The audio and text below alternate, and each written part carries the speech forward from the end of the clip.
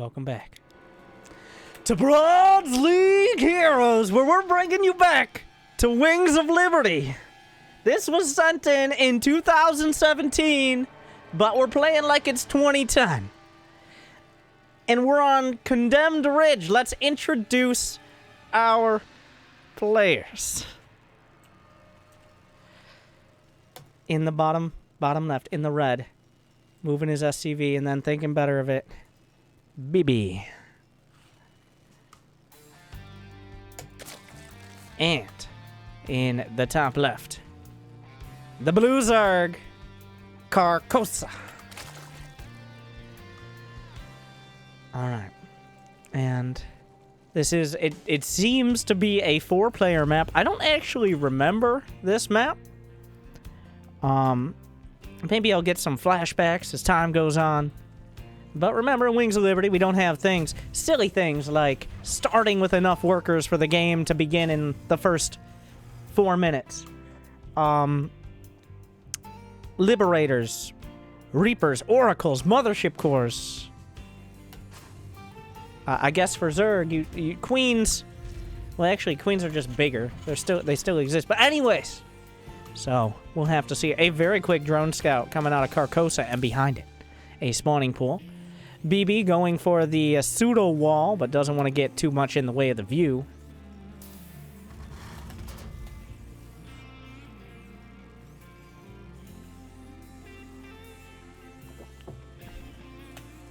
The drone has snuck into the base. BB did catch a glimpse. If the drone sees him, he sees the drone. Alright, it works both ways. He will go in and take some nibbles at the barracks. We'll see how long that lasts. Not quite able to get a target on the SCV. The SCV will run away in fear, and the drone will retreat to the edge of the base. What will be the plan? He has 300 minerals, and you know what that means. It's time to build a Queen and an Overlord. And then rally that Overlord to the side of your base. Because, let's not get overly complicated. The drone continues to micro around. The most important thing to him right now is both these players rocking out 23 versus 45 APM. But don't let those numbers fool you. It could go either way.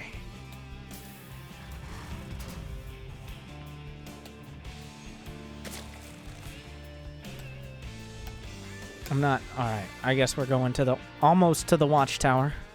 A very scary set of weeds block access to that all-important tower. But maybe he can overcome his fears. Is this going to be a one-base mainling bust? Why wouldn't it be? As there's not even really a wall at the ramp.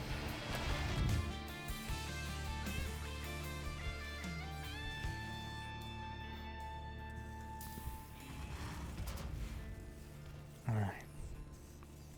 We'll see. The SCV looks on. Factory time. Yes. That's a fact. More Marines on the way. A mule will drop, which mines approximately infinity mules. Unfortunately, it took a bit of a smoke break before it began, which is weird because it's a robot. The banelings will be morphed in the stealthiest position possible, which of course is his own base. Mining 2/3 as much gas as he could possibly get out of that geyser.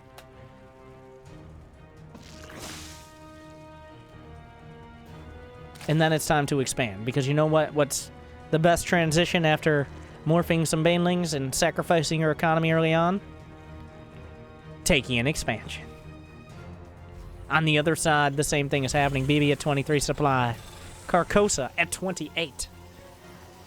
And 4 banelings will make a perilous journey. Of course, banelings are known for having limited fear, because either way, it's not going to end well for them. No Zerglings are joining them. It's just the 4 baneling pilgrimage. Not entirely sure what they mean to accomplish. Alright, they're just going to be... Oh, we got a scan. He scans. Well, if only there was an easier way to scout where his opponent was, but one scan at a time, he will become the best cashier in the business. Alright, these banelings are continuing. They're in position. For what? No one knows. A small group of people knows exactly what those banelings are for. Alright? The Zerg Carcosa and a small group of people understand exactly. A scouting baneling.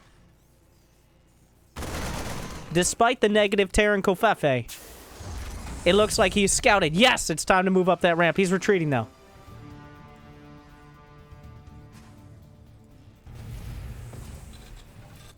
Alright. He's... The Viet Cong bands wait in the bushes. Has he researched? He is now researching siege tech. So he doesn't really have an easy way to take out those banes. More Zerglings. If only... Oh, Zergling speed. Metabolic boost being upgraded. The banelings speak to each other. They whisper, "Stay in the trees! Stay in the trees!" But one more scouting baneling. A bold move, but a futile one. And it will be gunned down on the ramp.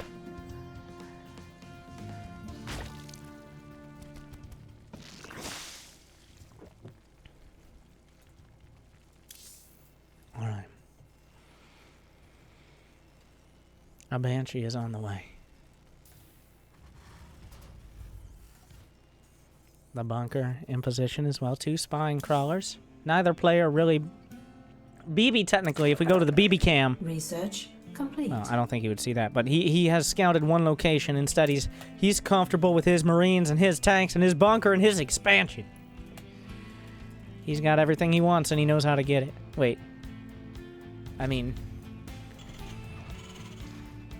I'm trying out for the Department of Redundancy department. Alright, mule's dropping. Still far from money out. Zergling speed. A beautiful scan. Nails it. Right down the center. He sees the Zerglings. He sees the swarm. Will the tank siege?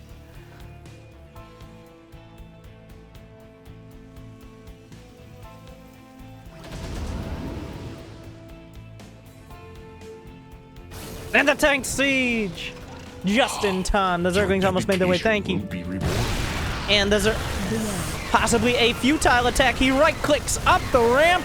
The banelings will actually find a connection. And that siege tank sees its life flash before its eyes, but will live to fight another day. Racking up 10 kills, the other tank with 9. A few unlucky Marines being in the line of fire. But overall, BB will hold.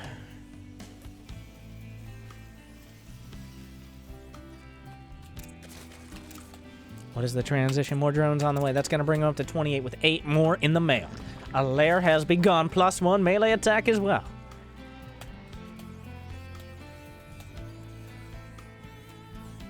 Two Banshees, no cloak. There's really no anti... Okay, now he's making spores.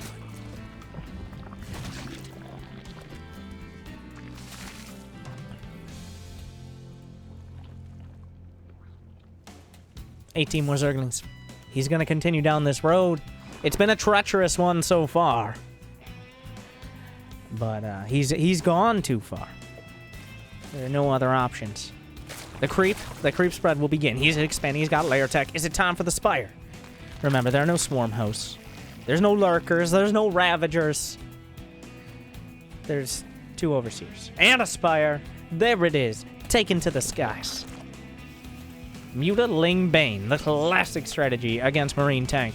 No medevacs yet, he's going for the Banshees instead, but Banshees can dish out a lot of deeps. We'll have to see BB still containing himself within his own base, so not very comfortable behind his pseudo walls. No orbital yet down here. The worker count 3726, but it's going to come down to what these mutas can get done.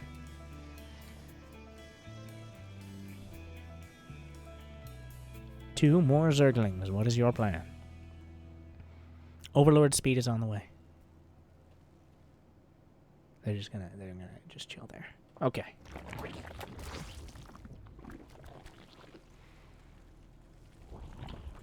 An armory coming up. Does he have +1? No, he has no upgrade. He doesn't have stim, but he does have a fusion core. So, much better. Much more exciting. A fusion core is on the way. And there are no liberators. There's no advanced ballistics. There's no hyperflight rotors. None of that shit. All there is are the cruisers. And the question is, will BB be able to cruise to victory? Or will Carcosa rip it away from him with the Mutalisks? He's got money. He's got larva. He doesn't have supply, but he does have a spire.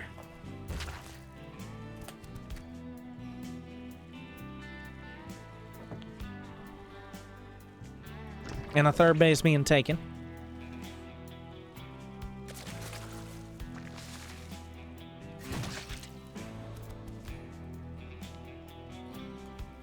SCV, Thor is on the way. There's not enough money for a cruiser yet. Also, he's building an additional Banshee. He should have enough as this Banshee completes, though. +1 Carapace is done as well. No Baneling speed? No Baneling speed. Also no Banelings, but... So the Spire completed. He has money for 13 Mutalisks. Any second, 5 Mutalisks. Alright. And then he clicks on the other hatch. 5 more no, 4 Overlords. Okay, 7 Mutalisks. That's enough. A Battlecruiser on the other side. A Thor. The tier 3 to... Oh my god, it has energy for its 250 millimeter, let's not sell it short, strike cannons, which he is researching. Which, of course, as is known, the strike cannons fire at a single unit or structure, stunning the target and dealing 500 damage. 500. That's more than the Thor has in HP. You can one-shot a Thor. You can strike it down with Thor's hammer. Of course, his opponent does not have any Thors, but...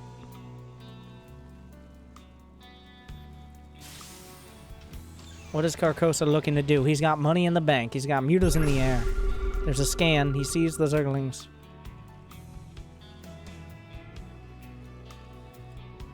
Going for a third. The Overseer will oversee what is happening, but it can't do anything about it.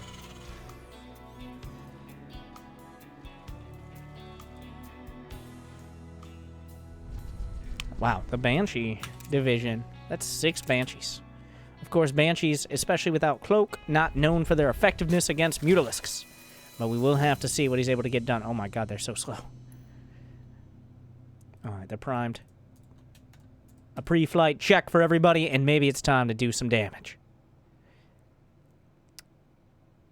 Maybe it's time to do some damage. Alright.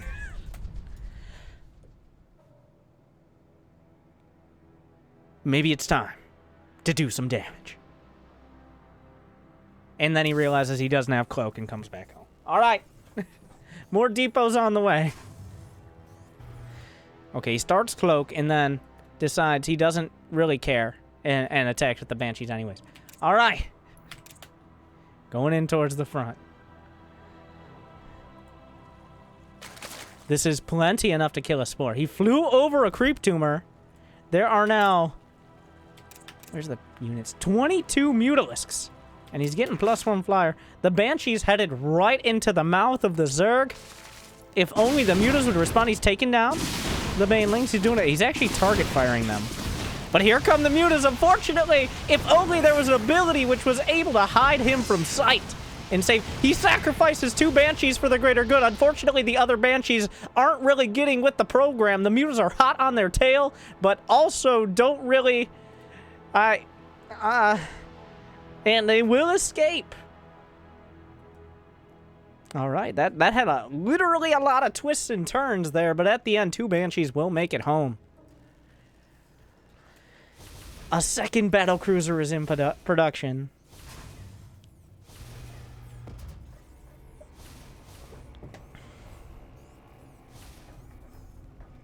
The Mutas will strike the 3rd command center. Will be enough to take it out. It looks like that's a yes. We see plenty of Thors. They have their strike cannons, which can only be used against ground. Not that you would be using strike cannons against Mutalisks. Is that on hold position? It's on stop position. He could move it out of the way. He resieges the tanks. Unsieges, resieges. I'm not sure how that is going to help with this harass. There are 0 turrets. He doesn't even have an engineering bay. So, this is a rough sell. The mutas will come into the undefended main and ransack the mineral line. The Zerglings are darting forward. Those might not have as much success, but the battlecruisers and Thors will respond. All right. All right. Down to 15 SCVs. But his army supply is 116.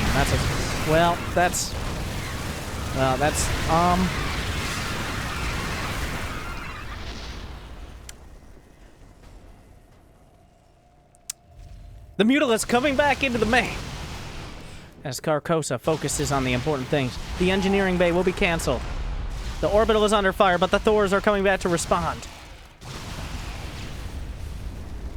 They do still have their javelin missile launchers. 3 bases entirely mining. He has money in the bank. He still has all these mutas. They have upgrades. He's got 25 total. They're not all here. I might have to take that back. I think I do. There's a couple at home. The Banshee's going out for another strike. He's about to have +1 ship weapons for the Lancer torpedoes. Oh, no, they have backlash rock. I'm sorry. It always sounds cooler when you can actually say the names of the attacks. I've always envied MOBA casters because there's so many cool ability names and shit. But anyways, the Banshees are going to come in. The cloak will... No, he splits. I mean, you can just cloak. Just cloak the Banshees. Anyways, the mutas, intimidated by the high-flying acrobatics of the Banshees, will retreat. And the Banshees will show up in their faces and then fly into an Overseer. So, just quite a turn of events happening in the skies. All right.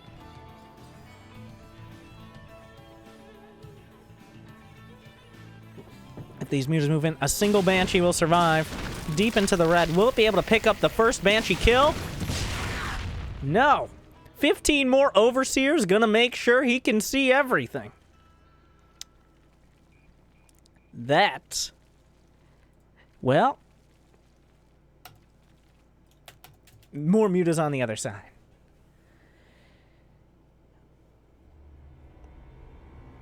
As Carcosa's at 156, but this Terran deathball, he's building another battlecruiser. The only things he's building are a reactor, a Thor, and a battlecruiser. All right, he knows where his bread and his biscuits are buttered.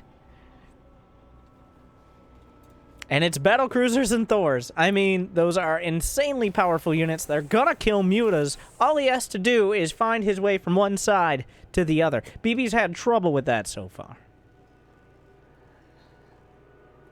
But how does this end? There's really, like... Carcosa is starting to mine out. Now, thankfully, Carcosa was kind enough to kill so many SCVs that BB's still not quite mined out of his mate. What a nice guy. The drone still at the watchtower. 49 Mutalisks. And if there's something that doesn't counter 6 Thors and 53 Marines and 2 battlecruisers, it's 49 Mutalisks. But how is this going to end? Is it going to be too high a muta risk? Or, is he gonna be a muta victor? Nope. Nope. Moving on! Oh my god, a secondary flock flies in. As long as all these mutas don't stack up and attack the Thors and Marines, he's in a perfect position to base trade.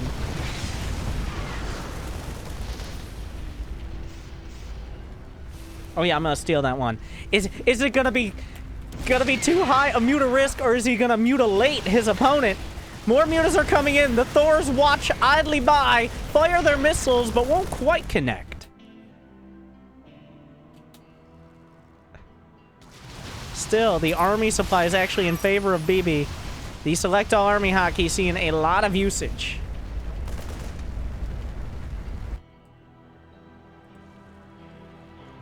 Another Mutaflock. The 1-2 punches. Some incredible bait and switch coming out here at Carcosa.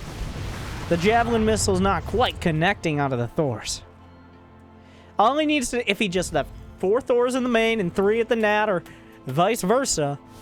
Oh, but the Muta's coming in for another pass this time. Being beaten back. No hotkeys in usage here. hotkeys. He actually does have 2 hotkeys. Oh, flying a little bit too close to Thor.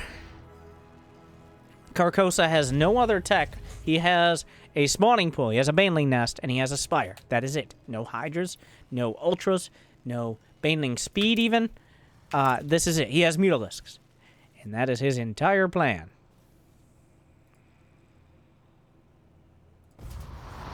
The supplies will drop down. The fact that he even has this much supply is already an accomplishment in and of itself. As BB has been pursuing this isolationist policy throughout the entire game, even though he's been continually harassed by the Mutalisk raids. He stands tall, he stands steadfast, and he also stands outside of the depots that I don't know if he knows. Well, obviously he knows he can lower them, but the TPM will finally begin to raise. The turrets per minute for the uninitiated. 15 banelings. But this Zerg army just doesn't stack up in a head-to-head fight. What's going to happen? Bad things. Bad things are going to happen. He needs something else.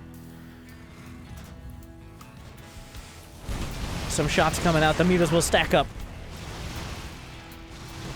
They're coming into the main. Another Thor comes out. Oh my god. The battlecruisers very anxiously looking for an opportunity.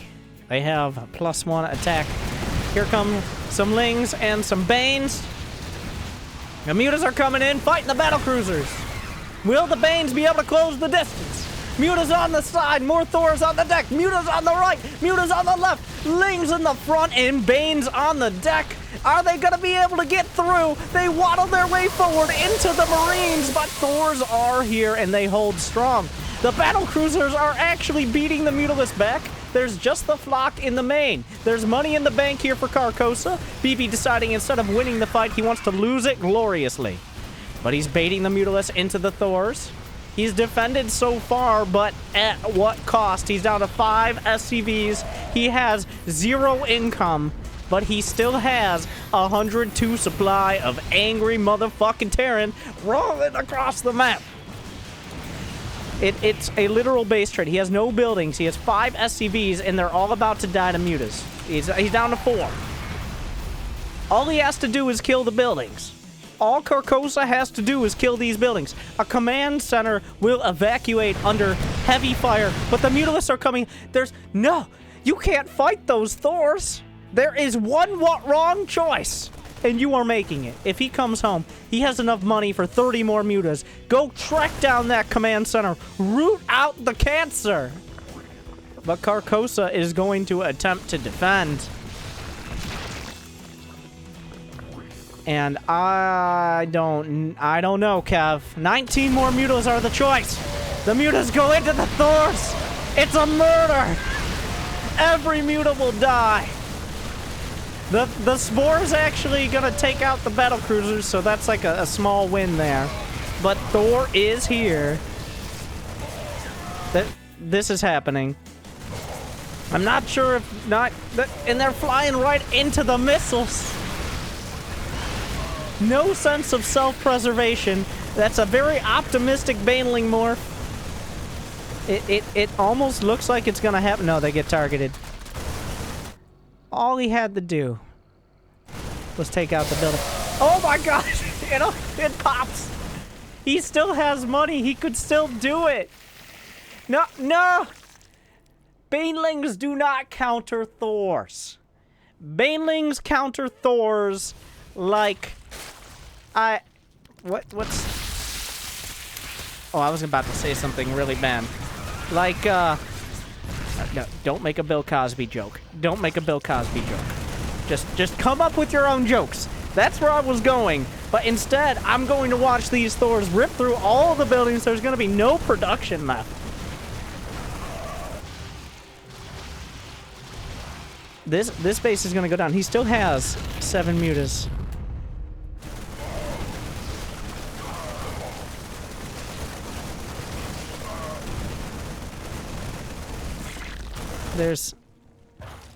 If they're going across, he finally realizes in order to win a game of Starcraft, all you have to do is kill your opponent's buildings.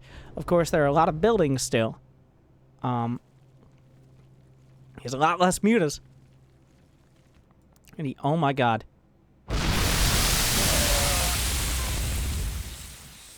That happened. There's no spawning pool. A single turret will drive back these mutas. He goes for the final SCVs, but there are still command centers in the sky.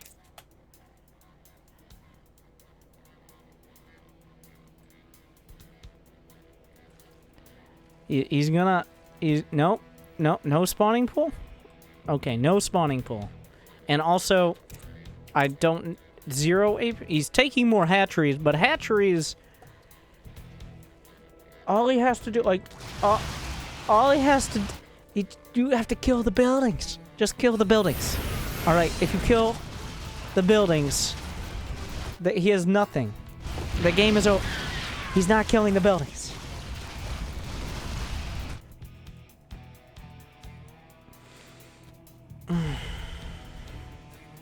These mutas were left behind. All he has to do is kill these. Well, the buildings are floating across. They're trying to join up with the Lost Terran peoples, which are exclusively his entire unit count. He has 0 SCVs, 0 Marines, 0 battle cruisers, 0 mules, 0 marauders, 0 tanks, 0 banshees, 0 vikings, 0 medevacs, and 6 Thors.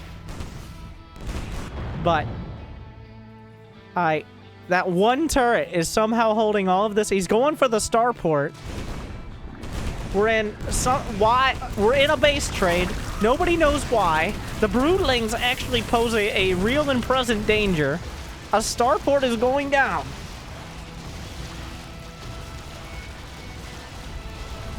There's a drone at the watchtower still. Let's remember that. The mutas have a dream. If he can just kill these orbitals, he can finish. You can kill a turret with 7 mutas. You can. Oh my god, the broodlings have killed 2 Thors now. That drone, almost unable to be shot underneath the Thor's feet there. Where are you going, mutas? Where are you going? Somehow we're here. It's 24 to 19 supply as 4 Thors remain. You can't fight that. You can't win.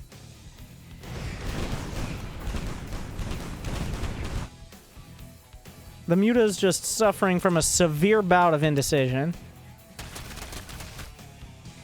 There's still enough money for 15 more mutas. And if he had 15 more mutas and he didn't completely botch the micro, he would be the broodling. If he builds enough... Okay. If he builds enough hatcheries, the broodlings will eventually kill the Thors. I'm not saying it's likely, but I'm not saying it's the most ridiculous thing we've ever seen. If he builds enough hatcheries, just enough, all he has to build, he doesn't even have to build any units. The broodlings will eventually kill the Thors. Okay, you didn't think about that. You get enough hatches, you kill the Thors broodlings. All right, there you go. Some fucking next level place. All right. There are no units. He has made no attempt to go mine again. Nothing else will be built. He saw these Thors coming. The mutas, will they find one of these command centers? They're so close. They're so close. The Thors are... He's going home to mine. Unfortunately, his opponent has money in the bank. The 4th... He's going... More drones are built. He has 7 drones. Okay, he's not even mining from them. He just decided to move them over here in general. Okay, refineries are going down. There's only so many buildings. He can drop mules, but he has no supply because he has to lose a Thor to get more supply. What is he doing? No. The Thors are coming back. He might even kill one if he just A moves. The refinery, one refinery burns. He can see where the Thors are. He knows where they are. Okay, I think that's enough hatcheries to actually kill the Thors with broodlings. I think that's the situation right now. As Carcosa looks angrily at this refinery and lets it know what's coming for it. Mules have been dropped, but he still has no supply depots, so we can't build any SCVs. Will he kill his own Thor in order to have the supply to build SCVs, to build depots, to get more economy? Will he do it? Will he even realize that's a scenario that can happen? We're about to find... Otherwise, he's just going to sit here. This mule is going to mine. It's a ghost town. 2 mutas were lost, or 1 muta was lost to the turret. He's repairing the Thors. He's going to run out of gas to repair. Fun fact, pro tip of the day. Repair does not cost 1-to-1. Repair costs 1/4 the cost of the unit. So if you have, let's just say, a depot at 1 HP, repairing it to full 400 HP costs 25 minerals. And gas is the same proportion. And that's why he can't repair anymore. And now we're here. You can't build without supply. And he's what? Carcosa now has 9 drones and a spawning pool and a dream. He's making 6 legs. He doesn't have any hatchery hotkeys. And I think Carcosa has somehow, some way, we're not sure how. Evolution is a long, arduous, and painful process. But he has developed a strategy which can actually win him the game, potentially. I'm not saying BB's strategy was meticulously crafted. Believe me, I'm not saying that. But, and you see, he's racking his brain right now. He keeps mining with these mules, but I don't think he's realizing the situation. Like, he hasn't yet thought about how to work through a solution for this supply block scenario. So, now, 8 lings have been, 14 more lings. We're almost at the point where he can just fight. And, I mean, at this point, the lings can almost win. He sees where the Thors are going. He sees where the orbital is going. The orbital sees the drone. And I think Carcosa's done it. He's made enough Zerglings. He can kill the Thors. There was some sort of move command here. That might be for the orbital. I don't know. He's just gonna... He knows the drones. He's going back for it. No, he's going full. He doesn't know what he wants. Okay? But here come the swarm from all directions. The lings from everywhere. The mutas from the back. He's right-clicking on a single Thor. I mean, then, okay. And he's done it. He's done it. Carcosa has done it. BB has left the game. Carcosa is the final man standing in a game where both players, I'm not even sure if they learned to stand at all. So.